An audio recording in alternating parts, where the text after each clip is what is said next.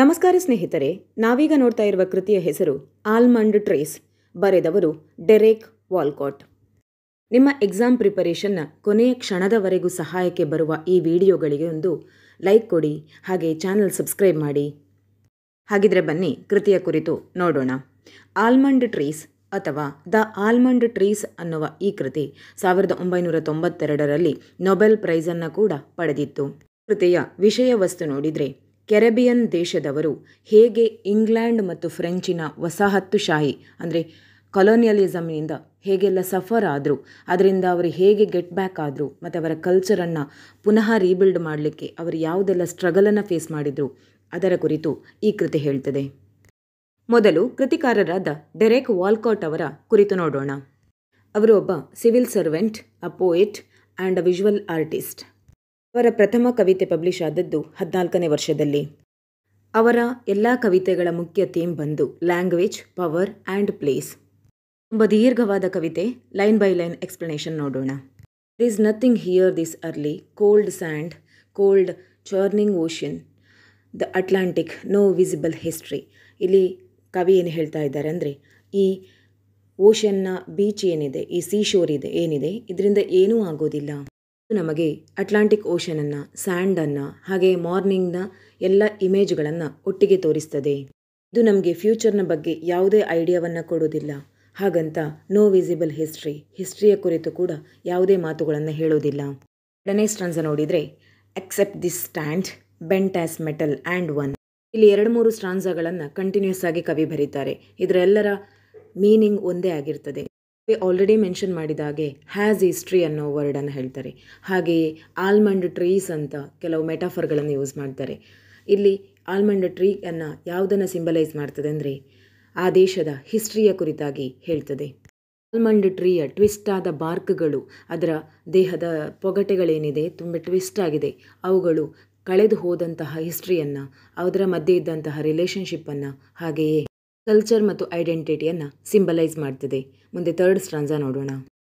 Foam hard, salt grizzled fisherman until their land and shape amaze the sun. ಈ ಕವಿ ಪೋಯಮಲ್ಲಿ ಪ್ರಥಮ ಬಾರಿಗೆ ಒಂದು ಲಿವಿಂಗ್ ಕ್ಯಾರೆಕ್ಟರ್ ಫಿಶರ್ಮ್ಯಾನನ್ನು ಇಂಟ್ರೊಡಕ್ಟ್ ಮಾಡ್ತಾರೆ. ಹಾಗೆ ಫೋಮ್ ಹ್ಯಾರ್ಡ್ ಅಂದರೆ ವೈಟ್ ಹ್ಯಾರ್ಡ್, ಗ್ರಿಸಲ್ಡ್ ಸ್ಯಾಲ್ಟ್ ಅಂದರೆ ಎಕ್ಸ್ಪೀರಿಯನ್ಸ್ಡ್ ಎಟ್ ಸಿ, ಸಮುದ್ರ ಅಂದರೆ ಅದು ಉಪ್ಪು ನೀರು, ಅದರಲ್ಲಿ ತುಂಬ ಎಕ್ಸ್ಪೀರಿಯನ್ಸ್ ಆದ ಫಿಶರ್ಮ್ಯಾನ್. ಹುಡುಗರ ತನ್ನ ಸುತ್ತಮುತ್ತ ಪ್ರದೇಶವನ್ನು ಗಮನಿಸ್ತಾ ತನ್ನ ಮಾತುಗಳಲ್ಲಿ ಹೇಳ್ತಾನೆ, ನೋ ವಿಸಿಬಲ್ ಹಿಸ್ಟ್ರಿ, ಇಲ್ಲಿ ಯಾವುದೇ ಹಿಸ್ಟ್ರಿ ಕಾಣ್ತಾ ಇಲ್ಲ. ಪುನಃ ಕವಿ ಹಿಸ್ಟ್ರಿಯನ್ನು ಮೆನ್ಷನ್ ಮಾಡ್ತಾರೆ. ಇಲ್ಲಿ ನೋಡಲಿಕ್ಕೆ ಹಿಸ್ಟ್ರಿಯನ್ನು ಕಾಣೋದಿಲ್ಲ, ಬಟ್ ಕೊಲೊನೈಸೇಷನ್ ಪೀರಿಯಡ್ನ ಕುರಿತು, ಅವರು ಅನುಭವಿಸಿದ ಸ್ಟ್ರಗಲಿಂಗ್ನ ಕುರಿತು ಕವಿ ಹೇಳ್ತಾ ಇದ್ದಾರೆ. ಹಿಸ್ಟ್ರಿ ಇಲ್ಲ ಅಂದರೆ ಕೊಲೊನೈಸೇಷನ್ ಪೀರಿಯಡ್ನ ತೊಂದರೆಗಳಿಲ್ಲ ಅಂತ ಹೇಳ್ತಾ ಬೇಗೆ ಬಂದು ಇಲ್ಲಿ ಯಾವುದೇ ಬೇ ಏರಿಯಾ ಅಂದರೆ ಸಮುದ್ರದ ದಡದ ಪ್ರದೇಶಕ್ಕೆ ಬಂದು ಇಲ್ಲಿ ಯಾವುದೇ ಹಿಸ್ಟ್ರಿ ಇಲ್ಲ ಅಂತ ಹೇಳಿದ ತಕ್ಷಣ ಹಿಂದೆ ನಡೆದ ಯಾವುದೇ ಘಟನೆಗಳು ಮರೆತು ಹೋಗುವುದಿಲ್ಲ ಅಥವಾ ಕಣ್ಮರೆಯಾಗುವುದಿಲ್ಲ ಅನ್ನೋದನ್ನು, ಈ ಮಾತುಗಳನ್ನೆಲ್ಲ ಕವಿತೆಯ ಕೊನೆಯಲ್ಲಿ ಹೇಳ್ತಾರೆ. ಈ ಸಾಲುಗಳಲ್ಲಿ ಬರುವಂತಹ ದೇರ್ ಅನ್ನೋದು ಫಿಶರ್ ಮ್ಯಾನ್ ಅಲ್ಲ, ಬದಲಾಗಿ ಆಲ್ಮಂಡ್ ಟ್ರೀ. ಈ ಆಲ್ಮಂಡ್ ಟ್ರೀ ಏನು ಮಾಡ್ತಾ ಇದೆ ಅಂದರೆ, ಸನ್ನಿಂದ ಬರುವಂತಹ ಸನ್ ರೇಗೆ ಅಡ್ಡ ನಿಂತುಕೊಂಡು ಒಂದು ಶ್ಯಾಡೋವನ್ನು ಕ್ರಿಯೇಟ್ ಮಾಡ್ತಾ ಇದೆ. ಈಗ ಈ ಸನ್ನಿಗೂ ಗೊತ್ತು ಆ ಪ್ರದೇಶದಲ್ಲಿ ಅದರದೇ ಆದ ಹಿಸ್ಟ್ರಿ ಇದೆ ಅನ್ನೋದು. ಆಲ್ಮಂಡ್ ಟ್ರೀ ತನ್ನ ಸುತ್ತ ಹೇಗೆ ಒಂದು ತನ್ನದೇ ಆದ ಶ್ಯಾಡೋವನ್ನು ಕ್ರಿಯೇಟ್ ಮಾಡಿದೆ ಸೂರ್ಯನನ್ನು ಬಳಸಿಕೊಂಡು, ಅದೇ ರೀತಿ ಆ ಜಾಗ, ಪ್ರದೇಶ ಅಥವಾ ಆ ದೇಶ ಕೂಡ ಒಂದಷ್ಟು ಹಿಸ್ಟ್ರಿಯನ್ನು ತನ್ನೊಳಗೆ ಹುದುಗಿಸಿಕೊಂಡಿದೆ. ಆ ಕೊಲೊನೈಸೇಷನ್ ಪೀರಿಯಡ್ನ ಸ್ಟ್ರಗಲಿಂಗನ್ನು ಅದು ಅನುಭವಿಸಿದೆ. ನೆಕ್ಸ್ಟ್ ಸ್ಟ್ರಾನ್ಸ ನೋಡಿದರೆ, ಬೈ ನೂನ್ ಇನ್ ಸ್ಕಾರ್ವ್ಸ್ ಸನ್ಗ್ಲಾಸಸ್ ಪಾಂಪಿನ್ ಬೆಕಿನೀಸ್. ಕವಿತೆ ಪ್ರೆಸೆಂಟಿಗೆ ಬರ್ತದೆ. ಬೈ ನೂನ್ ಇನ್ ಸ್ಕಾರ್ವ್ಸ್ ಅಂದರೆ ಮಧ್ಯಾಹ್ನದ ಸಮಯದ ಹೊತ್ತಲ್ಲಿ ಇಲ್ಲಿ ಒಂದಷ್ಟು ಜನ ಎಂಜಾಯ್ ಮಾಡ್ತಾರೆ. ಹೇಗೆ ಅಂದರೆ ಸನ್ಗ್ಲಾಸಸ್ ಹಾಕ್ಕೊಂಡು ಅಥವಾ ತುಂಬ ಅವರಿಗೆ ಕಂಫರ್ಟ್ ಆಗಿರೋ ಚಿಕ್ಕ ಚಿಕ್ಕ ಬಟ್ಟೆಗಳನ್ನು ಹಾಕ್ಕೊಂಡು, ಸ್ಕಾರ್ವ್ಸ್ ಹಾಕ್ಕೊಂಡು ಎಂಜಾಯ್ ಮಾಡ್ತಾರೆ. ಈ ಕೆರೆಬಿಯನ್ ದೇಶದ ಇನ್ನೊಂದು ವಿಶೇಷತೆ ಅಂದರೆ, ಆಫ್ರಿಕಾದ ಜನರನ್ನು ಯುರೋಪಿಯನ್ ಕೊಲೊನಿಯಲಿಸಮ್ನ ದೇಶಗಳು ಒಂದಷ್ಟು ಜನರನ್ನು ಸ್ಲೇವರ್ಸ್ ಆಗಿ ಇದೇ ಪ್ರದೇಶಕ್ಕೆ ಕರ್ಕೊಂಡು ಬಂದಿದ್ದರು. ಈಗ ಕೆರೆಬಿಯನ್ನಲ್ಲಿರುವಂತಹ ಆಫ್ರಿಕನ್ ಜನಗಳಿಗೆ ಗೊತ್ತಿತ್ತು ಏನಂದರೆ, ನಮ್ಮ ಆ್ಯನ್ಸಿಸ್ಟರ್ಸ್ ಅಂದರೆ ಪೂರ್ವಿಕರು ಯುರೋಪಿಯನ್ ದೇಶಗಳಿಂದ ಅನುಭವಿಸಿದ ವೇದನೆ ಏನು ಅನ್ನೋದು ಅವರಿಗೆ ಈಗಲೂ ಅರಿವಾಗುತ್ತಿತ್ತು. ಕೆರೆಬಿಯನ್ ಮಣ್ಣಲ್ಲಿ ನಮ್ಮ ಸಂಸ್ಕೃತಿಯು ಅಡಗಿದೆ ಅನ್ನೋದು ಆಫ್ರಿಕನ್ ಪೀಪಲ್ಗೆ, ಆ ಸರ್ವೆಂಟ್ಸ್ ಜನಗಳಿಗೆ ಗೊತ್ತಿತ್ತು.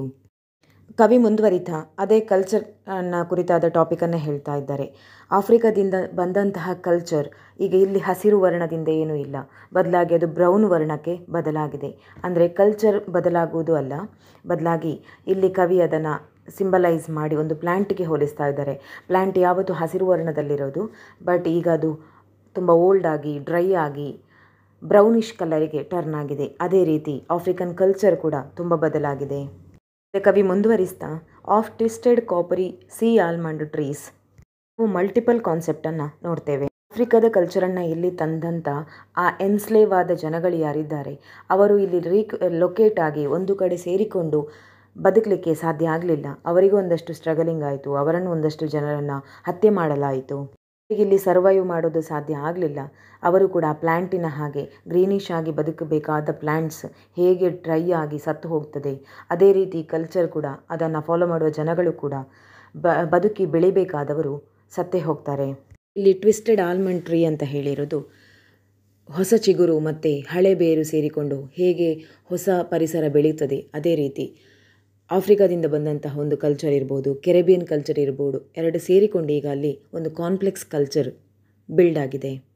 The fires acetylene air it still swear a pale skin copper with its flame. ಇಲ್ಲಿ ಮುಳುಗ್ತಾ ಇರೋ ಶಿಪ್ ಅಸಿಟಿಲಿನ್ ಏರನ್ನು, ತುಂಬ ಇನ್ಫ್ಲೇಮೇಬಲ್ ಅಥವಾ ಪಾಯ್ಸನಸ್ ಆಗಿರೋ ಏರನ್ನು ಬಿಡ್ತಾ ಇದೆ. ಅದು ಆ ಶಿಪ್ ಮುಳುಗುತ್ತಾ ಇದೆ, ಅದರಲ್ಲಿರುವ ಟ್ರಂಕ್ಗಳು ಅದು ಇದೆಲ್ಲ ಮುಳುಗಿದೆ, ಹಾಗೆ ಕೆಲವೊಂದು ಟ್ರಂಕ್ಗಳೆಲ್ಲ ಲಾಸ್ಟ್ ಆಗಿದೆ. ಮುಳುಗ್ತಾ ಇರಬೇಕಾದ್ರೆ ಅದರಲ್ಲಿರುವ ಕೆಲವು ಕಲರ್ಗಳು ತುಂಬ ಪಾಯ್ಸನಸ್ ಆಗಿ ಇನ್ಫ್ಲೇಮ್ ಆಗಿರುವ ಗ್ಯಾಸನ್ನು, ಅಸಿಟಿಲಿನ್ ಅನ್ನುವ ಗ್ಯಾಸನ್ನು ಬಿಡ್ತಾ ಇದೆ. ಇಲ್ಲಿ ಕವಿ ಪುನಃ ಈ ಶಿಪ್ ಮುಳುಗ್ತಾ ಇದೆ, ಏನು ಟ್ರಂಕ್ ಆಲ್ರೆಡಿ ಏನು ಲಾಸ್ಟ್ ಆಗಿದೆ, ಅಲ್ಲಿ ಪುನಃ ಅವರು ತನ್ನ ಹಿಸ್ಟ್ರಿಯ ಕುರಿತಾಗಿ ಹೇಳ್ತಾ ಇದ್ದಾರೆ. ಆಫ್ರಿಕಾದ ಹಿಸ್ಟ್ರಿ ಆಗಿರ್ಬೋದು ಅಥವಾ ತನ್ನ ಸ್ವಂತ ದೇಶದ ಹಿಸ್ಟ್ರಿಯ ಕುರಿತು ಅದು ಹೇಗೆ ಲಾಸ್ಟ್ ಆಗ್ತಾ ಇದೆ, ಹೇಗೆ ಮುಳುಗ್ತಾ ಇದೆ ಅಂತ ಹೇಳ್ತಾ ಇದ್ದಾರೆ. ಹೀಗೆ ಯುರೋಪಿಯನ್ ಬ್ರೂಟಲ್ ಕೊಲೊನೈಸೇಷನ್ ಆಫ್ರಿಕಾದ ಜನರ ಅಥವಾ ಕೆರೆಬಿಯನ್ ದೇಶದ ಜನರ ಜೀವನವನ್ನು ಹೇಗೆ ಮುಳುಗಿಸಿದೆ ಅಂತ ಕವಿಯಲ್ಲಿ ಹೇಳುವಂತಹದ್ದು. ಲೈನ್ ಕೂಡ ಅದನ್ನೇ ಹೇಳುವಂತಹದ್ದು. ಅಲ್ಲಿ ಸರ್ವೆಂಟ್ ಆಗಿ ಬಂದಂತಹ ಜನಗಳು, ಅಂದರೆ pale skin copper with its flame, acetylene ಏರ್ನ ಅಥವಾ ಇನ್ಫ್ಲೇಮೇಬಲ್ ಗ್ಯಾಸ್ನ ಫ್ಲೇಮಲ್ಲಿ ಅವರ ಸ್ಕಿನ್ಗಳೆಲ್ಲ ಪೇಲ್ ಆಗಿದೆ, ಅಂದರೆ ಬರ್ನ್ಔಟ್ ಆಗಿದೆ. ಅಂದರೆ ಈ ಸರ್ವೆಂಟ್ಗಳ ಬಗ್ಗೆ ಹೇಳ್ತಾ ಇದ್ದಾರೆ. ಅವರ ಯುರೋಪಿಯನ್ ದೇಶದ ಕೊಲೊನೈಸೇಷನ್ನ ದಬ್ಬಾಳಿಕೆಯಿಂದಾಗಿ ಇಂತಹ ಬಡ ರಾಷ್ಟ್ರಗಳು ಎಷ್ಟೊಂದು ಸ್ಟ್ರಗಲಿಂಗನ್ನು ಅನುಭವಿಸಿದವು, ಎಷ್ಟೆಲ್ಲ ಶೋಷಣೆಗಳನ್ನು ಅನುಭವಿಸುತ್ತಾ ಮುಂದೆ ಸಾಗಿದವು. ಮತ್ತು ಅದರ ಐಡೆಂಟಿಟಿ ಇರ್ಬೋದು, ಅದರ ಕಲ್ಚರ್ ಇರ್ಬೋದು, ಅದರ ಹಿಸ್ಟ್ರಿಯನ್ನು ಉಳಿಸಿಕೊಳ್ಳುವಲ್ಲಿ ಆ ದೇಶಗಳು ಪಟ್ಟಂತಹ ಶ್ರಮ ಎಷ್ಟು ಅನ್ನೋದನ್ನು ಕವಿ ಹೇಳ್ತಾ ಇದ್ದಾರೆ. ತುಂಬ ಲೆಂದಿಯಾದ ಕವಿತೆ, ಒಟ್ಟಿಗೆ 13 ಸ್ಟ್ರಾನ್ಸಾ ಇದೆ. ಆಲ್ರೆಡಿ 6 ಸ್ಟ್ರಾನ್ಸಾ ನೋಡಿದ್ವಿ. 3 ಸ್ಟ್ರಾನ್ಸಾಗಳ ಡಿಸ್ಕಸ್ ಮಾಡಿದರೆ ವಿಡಿಯೋ ತುಂಬ ಲ್ಯಾಗ್ ಆಗಿಬಿಡ್ತದೆ. ಹಾಗಾಗಿ ಪಾರ್ಟ್ 1 ಅಂತ ಇದನ್ನು ಕನ್ಸಿಡರ್ ಮಾಡ್ತೇನೆ. ಇನ್ನೊಂದು ಪಾರ್ಟಲ್ಲಿ ನಿಮಗೆ ಬೇಕು ಅಂತ ಇದ್ದರೆ ಇನ್ನೊಂದು ಪಾರ್ಟ್ ಮಾಡೋ ಪ್ರಯತ್ನವನ್ನು ಮಾಡ್ತೇನೆ. ಹಾಗೆ ನನ್ನ ಶ್ರಮಕ್ಕೆ ನಿಮ್ಮದೊಂದು ಸಹಕಾರ ಯಾವತ್ತೂ ಇರಲಿ. ದಯವಿಟ್ಟು ಚಾನಲ್ ಸಬ್ಸ್ಕ್ರೈಬ್ ಮಾಡೋದನ್ನು ಮರಿಬೇಡಿ. ನಿಮ್ಮ ಎಕ್ಸಾಮ್ ಪ್ರಿಪರೇಷನ್ನ ಕೊನೆ ಕ್ಷಣದ ತನಕನೂ ಈ ವಿಡಿಯೋಗಳು ಯೂಸ್ಫುಲ್ ಆಗ್ತದೆ ಅನ್ನೋದನ್ನು ನಾನು ಗಮನಿಸಿದ್ದೇನೆ.